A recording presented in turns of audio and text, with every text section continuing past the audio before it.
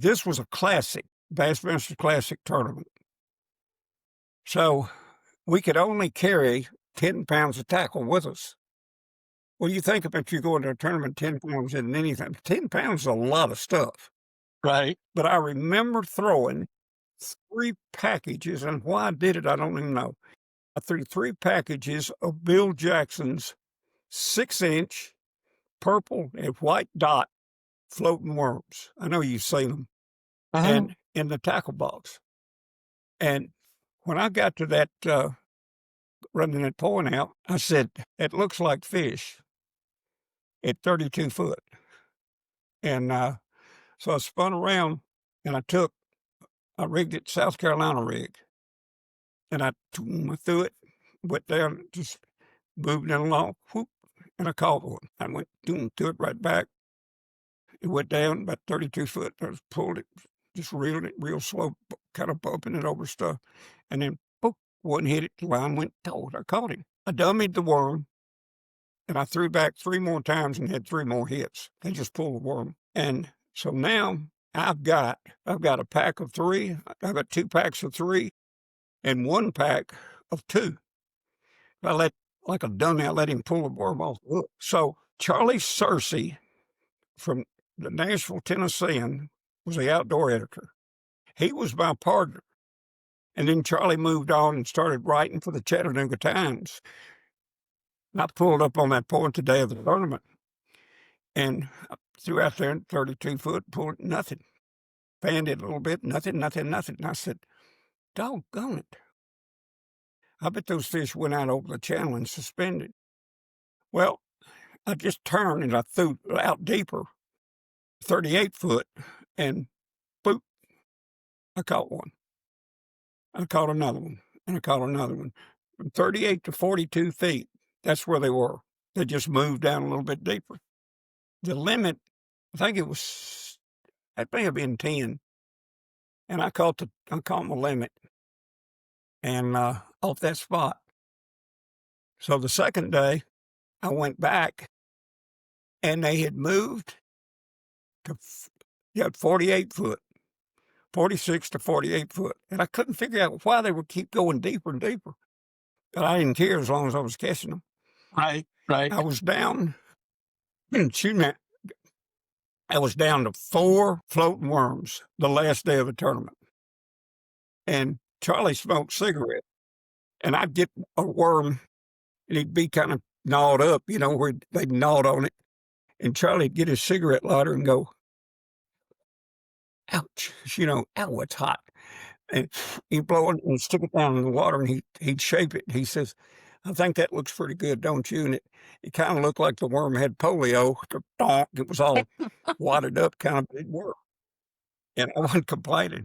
So the last day of the tournament, American Sportsman was shooting that show, and it was sponsored by Miller Beer. And it was a big event. And I had caught my limit the first day and the second day, and no one else had caught a limit. So I felt real good. So I went back to my spot, and my right hand pointing up to heaven, they went to 52 feet. Those fish, they moved 18 feet in the course of 3 days, or maybe 20 feet in the course of 3 days. They kept going down. Well, the water was going up, the levels. I don't know if they had I don't know if Clark Hill had a hydroelectric dam or not, but something drove them deeper. And I threw out deep, boom, boom, boom. Well, I was catching them. I never caught a big one. I caught some 3s and some 2.5s, which are good sized fish for a tournament. And the American Sportsman, Kurt Gowdy, photographer Bruce Buckley, and I don't remember who was running the camera boat. Lee Wolf was in that boat. I don't know if you remember Lee Wolf, one of the old timers, and Joan Wolf. Anyway, they pulled up. "How you doing?" And I said, "Well, we're just working on the limit." And I said, "Well," and I set the hook. I said, and then when and I said, I looked at Charlie. Charlie said, "That's a good fish." I said, "I know it is." and I just took my time, and I got it up, and it went, and it jumped about that high out of the water, and then went, missed that jump, missed that jump. Stupid me. I knew better. I knew better. I had the fish right to the boat, getting ready to get him. And Buckley said, let him swim back out just a little bit and see if we can get him to jump again. Oh my And Charlie gosh. went, During the tournament. and During the tournament. like an idiot. Yeah, it was a winning fish. And I let him go out a little bit. He kind of wallowed on the water, and the hook came out. And he went down. And they said he weighed 8.5 pounds. He didn't. He weighed about 5.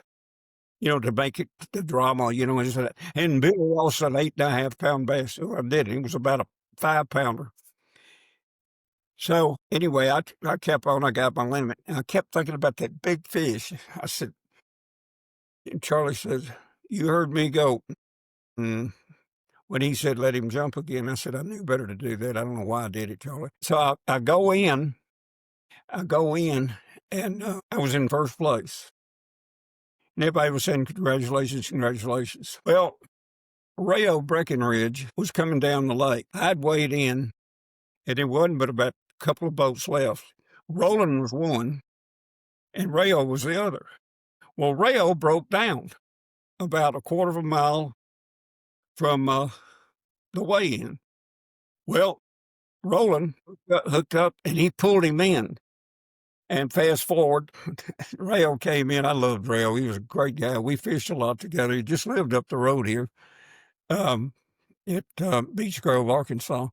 But he won the tournament, and he beat me, I think, by about 1.5 pounds. And No. Diane, my wife, in there, and she always said everything happens for a reason. I'll never forget that. She always said everything happens for a reason. Well, I was standing there, was just knew I had it won, and when Rio, I tried to keep a smile, but I was crying behind my smile. I guess I wasn't really, but I just went, gosh. And she walked over. She got my hand. She said, look at me. She said, you remember me telling you everything happens for a reason? And I said, yeah. She said, well, I'm going to tell you something you don't know. Rayo is a farmer, and he's had 2 bad years. Price on cotton, price on beans, corn had fluctuated and was extremely low priced a bushel. So he had, and then the following year was another bad year. And she said, what you don't know, Marilyn is going blind. That's his wife. And I said, really? I didn't know that. And she said, she told Diane, girls all got together, She said, I sure hope, I know you won't be able to win this tournament, but I sure hope Rayo wins it because we need the money to buy eye operation. And when Vivian told me that, I said, that feeling, that deep gnawing feeling, just left. And I walked back over to Rayo. I said, a while ago, I wanted to hit you right in the face. And he laughed, and, but because you beat me, I gave him a big hug. Then I went over, I hugged Marilyn, and she said, Bill, thank you for not winning this tournament. And so I walked back over to Diane, and she said, remember, everything happens for a reason. And that's the way it turned out. I wasn't supposed to catch that fish. Wow. That would have won you the tournament, and it would have cost Rayo's wife. Wow. That's an amazing story, Bill. That's an amazing story. That really is. It hurt. It was bittersweet. Yeah, it turned sweet, after, but Yeah. that was the closest I ever came to winning a classic. I don't know. It happened for a reason.